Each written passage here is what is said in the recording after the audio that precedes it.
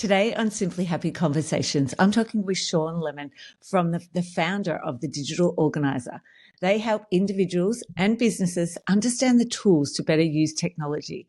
And he will be sharing some tech tips today to help you reduce your digital clutter and also simplify your to-do list. Welcome, Shawn. Thank you so much for having me.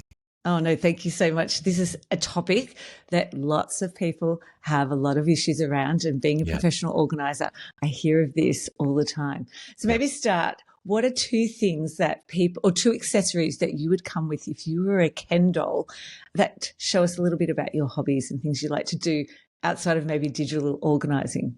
Yes, it would be two things. I would have a pottery wheel and I would have a motorcycle. Those are my two top hobbies. And it's synonymous with me right now. And what some of the things that you've made in pottery and what sort of got you into it? So my entire dishware set and all of my serving bowls I made. My coffee mugs, the most of the vases and planters that you can see in my office. Let's see. Oh yeah, you right can. here. Yes, yeah, gorgeous. I love serving dishes. I like making planters and all kind of like functional ware. And then sometimes not so functional, but just things that look really pretty. So I love it. And then what got you into pottery? You know, I grew up thinking that I wasn't creative because my brother was the one who did the piano lessons and got the attention for like painting and was good at that. And I really didn't have any interest in drawing or painting, and didn't come naturally, wasn't interested, didn't want to spend the time developing it. But at some point I saw pottery in the whole wheel, and I thought, you know, I bet I'd be good at that. And I went to look for a class at some point. And there was almost nowhere in the Nashville area. I'm in Nashville, Tennessee. And to do this, except one or two spots. And it was insanely competitive and hard to get in. But at some point, my wife remembered me mentioning it, and her mother was asking her what she could get for me for Christmas, and that popped into her head. She did it, figured out how I could get in, and they debated whether or not it was a good gift because it was going to be like 3 months before I could even try and get into the classes. She kind of was like, hey, if you have to wait, but it's a good thing, would you want it? I'm like, absolutely. Oh, that's amazing. I got in, and that was 2019, and at least I think it was 2019, and I haven't stopped. Wow. So in lockdown, you were like able to just sit there with that wheel and really practice. Well, actually, speaking of lockdown, so the U.S. was giving these stimulus checks to kind of help during lockdown. And so Madeline and I, Madeline's my wife, both of us got one. And I said, I know what I'm spending mine on. I'm getting a pottery wheel or I'm going to freaking go crazy. And she's like, where are we going to put it? We got a small house. We don't have any storage. And we had this old moldy shed that was packed. I'm like, I'm cleaning out the shed and I'm getting it. Like nothing is stopping me. And I did. And I'm so happy I did. It's my world. I'm just missing the kiln. Yeah. Yeah.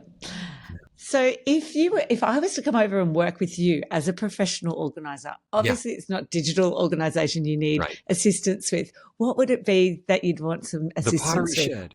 Oh, yes. It's, the physical and I could figure it out, but I'm so consumed with wanting to create that cleaning that area out and reorganizing it, because I have very little time. I've got a toddler right now.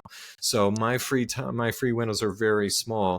So if I'm doing anything, cleaning is at a minimum, organization is at a minimum, and it's just getting time doing what I love doing. So I make a mess.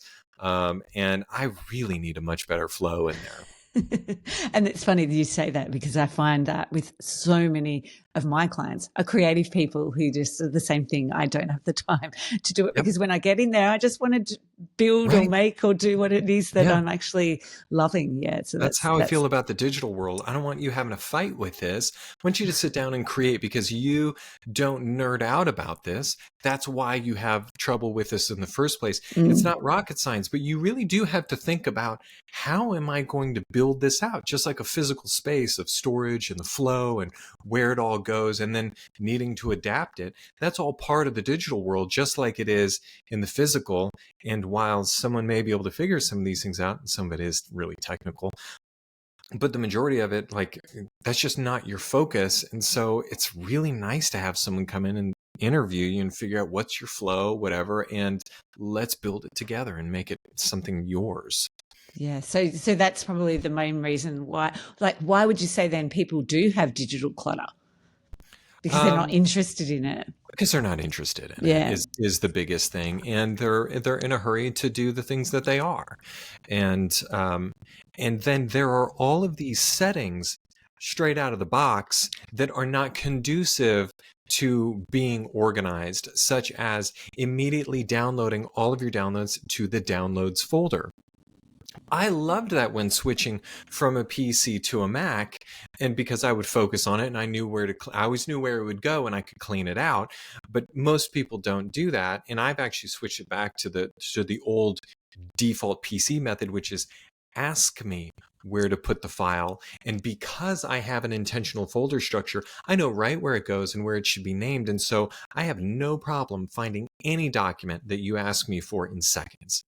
I love that. That's such a great tip already, just making sure that you name the document so that you put it away rather than, because otherwise it's just a bunch of numbers, isn't it, really, and letters as a download, and you have to actually open it to see what it was. And definitely. They're just the most random names. You download a tax document and it's just some random number. Like, that's not helpful to you when you're going to find it later on down the road. So that 2 seconds or 5 seconds that you could have just taken to rename that file just cost you 15 minutes later on down the road because you don't know what your password is to get back into the mortgage company. And then you're trying to figure out where the download is for the specific tax document. Then you finally get it, upload the whole thing, and it's just ridiculous. That's the reality of so many people, because it's these few little changes that we didn't make on the front end to set ourselves up for success. And it also sounds like physical organization as well as digital organization is something we can learn. It's not just natural. And so you have to have those processes set up.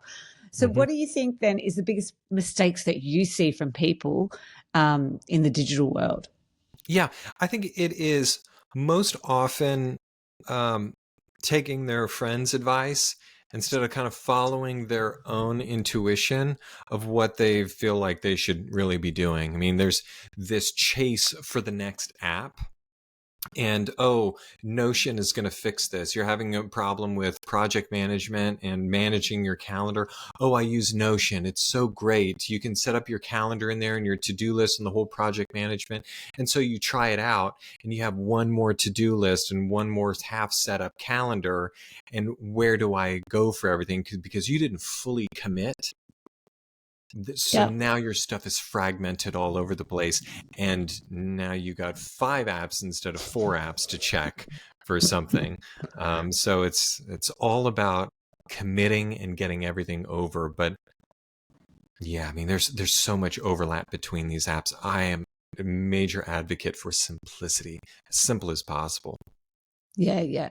And do you find that people think that things are going to take a lot longer than they actually do in the digital world? Like, I know for physical clutter, people will say, that's going to take us hours to do that cupboard. And then we do it in, say, an hour. And they're like, oh, wow, that didn't take that long at all. Like, do you find the same thing? Yeah, we build this stuff up for how big it's going to be. Now, there's the occasional person who thinks that it's no big deal. They've created a big mess and they're like, I just needed some tips and tricks. Like, I thought that, I was just thinking, they book a call with me and it's a 45-minute call to really, so I can go deep. This is free. And it's just like, they think it's going to be an hour of tips or something, or an hour and a half. I'm like, no, it's more than that, because this is your entire world digitally. Like, this is not just a tip or trick is going to help you. Otherwise, YouTube would have solved this for you. But those are the few and far between. But the majority of it, this is going to take forever. Like, how do we actually get this done? And like, well, we've got a method for it, and when it all comes down to it, the 80-20 rule applies. The majority of what you have really doesn't need to be organized to the level that you think that it might. So we can get people through the process so much faster than they think. Yeah, and that's so true because I find I do a lot of paper organization. So I might have a lot of older clients who don't even have digital world. Yeah. So even that, it's they're always like, I'm like, you don't need all of that paperwork. We can get rid of some of that. And especially because there might be some things that you could change to digitally, isn't it? Mm-hmm. That Oh, a thing. yeah, totally. You can change it. And a lot of it, it's like, I don't really even want you to. Like Yeah. if it's certain like bills and documents that actually mean something, great. But the new data loss is data lost in the mix of all of the other stuff that you have. You know, it's rare that I hear someone having a crashed hard drive recently. Um, So, you know, especially with notes, and people are obsessed with the new, what note-taking app should I have? I'm like, don't use any. And like notes should be where that project is in your file structure. And when you're writing on paper, don't scan it or take a picture of it, because you're not going to be able to read that chicken scratch next year. And two, what do these fragments of a sentence even mean in the first place? Like, what we need to do is take a look at it. What are those few bullet points or those few action items that you wrote down? Let's put that in a master document around this project and call it a day and throw that piece of paper away. Yeah, definitely. And it's so hard, though, to convert people. So if you were to give someone a few tips around reducing their digital clutter, what would be some of your favorite things for people to start with? It's always consolidating first. I want you to get everything into one place, if at all possible. So if you've got stuff in Dropbox, Google Drive, and iCloud on your desktop, the whole thing, what we want to do is go and consolidate it into one spot so that you don't have to search multiple places. And so if you have to download those from Dropbox.com, once you have downloaded them, delete them from Dropbox.com. So we don't create confusion later on down the road of, did I download that? What are these here? Because 2 years, like, now you're paralyzed and don't actually delete things because you're afraid that you didn't consolidate it all properly the first time. So burn those bridges. Once you've consolidated, get rid of it. And then two, don't try and organize everything. Once you've consolidated it, delete the things that you know that you don't need, and then find all of the stuff that's actually good and relevant, and let's create a new folder structure based off of the most important things that you need. And then the rest of that stuff can be archived. You can go back and organize that later on down the road if you want, but I want you focusing on the things that you access regularly and will set you up for the future, because you know you will reference this document later on down the road. Let's make that a part of our new file structure. But the stuff that it's unlikely you're going to reference with any regularity, let's not make that a part of our new folder structure. You're adding more distractions, you're adding more things to sort through, and you're adding more work onto your plate that just isn't worth your time. So those would be the two big things. By the way, I'm going to give you a file organization guide that would be amazing. I just talked about. Yep. That's the start of the process that we take every client through. I'm going to give you that process in this guide with not only text, but videos explaining the process and the whole idea that we introduce our clients to when we're helping them organize. So make sure to listen at the end or find the show notes for that. Definitely. That And your quiz. I love the quiz because that actually gives you too, for sure, like what areas. So maybe talk about the different areas of clutter that you might see, or the different areas that people need to organize. Yeah. So what we focus on most are 4 core areas. That's email. I should call it communication, but most people are drowning in email. So we'll talk about that. Files. Task management or project management is the third thing. That is that flywheel that's moving your business forward, or just even your personal life. We get assets from emails that need to be saved. We get tasks that need to be completed via email. And then we reference files from our task management. And so tasks files, and communication are the three core things that we need to do really well. And so those are the three areas that I would dig into, and then passwords as well, because that can just be a major bottleneck when it comes to getting things done, and a massive time waste throughout the day. So we like to focus on those four things, and our quiz specifically addresses those things of how effective are these systems. Whatever you're doing now, whether you've got a good folder structure or not, how effective is it for you to find what you're looking for? And that'll give you a point in the right direction of where you might want to start. Yeah, definitely. I think that was what's really important, is it then gives you that, okay, this is the area that I've got the biggest problem with, and then we can work back from there. Yep. But maybe talk a little bit about password managers, because this is something that I am constantly telling clients, because I see it. I will see them trying to struggle, and they'll be like, "I'll be with you in a minute," and it can take up to 10 minutes of them retrieving a password just for something like this. This was actually yesterday. A client needed to give the password for their like a TV streaming service, and the child wanted it, and it ended up taking her 10 to 15 minutes to reset it and redo it because she didn't know it, and the one she thought she had. So what's your recommendation? And talk about the password managers, because I start and people sort of just glaze over and go, no, that sounds hard. Yeah. So we like an app called 1Password. That's what I use. Yeah. You use that one? I use that one too. Yeah. Yeah. Perfect. Yeah, I think it's fantastic. And what I want everyone listening to know is a good password manager works on all of your devices, even in not in your browser. So it can fill in passwords in your apps. It can fill in passwords whether you're using Chrome or Safari, Windows and Mac. And so it's the tool that integrates with all of your other things that use passwords, so that you don't have to keep track of it and have multiple sets of passwords. So we just have one set, and that is hugely helpful when it comes to just simplifying your life. And then if you have people in your household or in your business that you want to be able to share logins with, you can create a folder. 1Password calls them vaults, and you can put specific logins in that vault and give access to that vault to someone else or to a group of people. And on top of that, you can integrate two-step verification codes into those logins.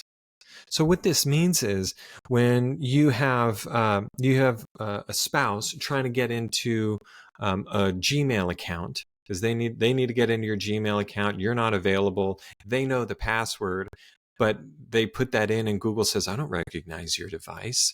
I'm going to send a text over to your husband, then and he's unavailable in a meeting, you're not getting into that account.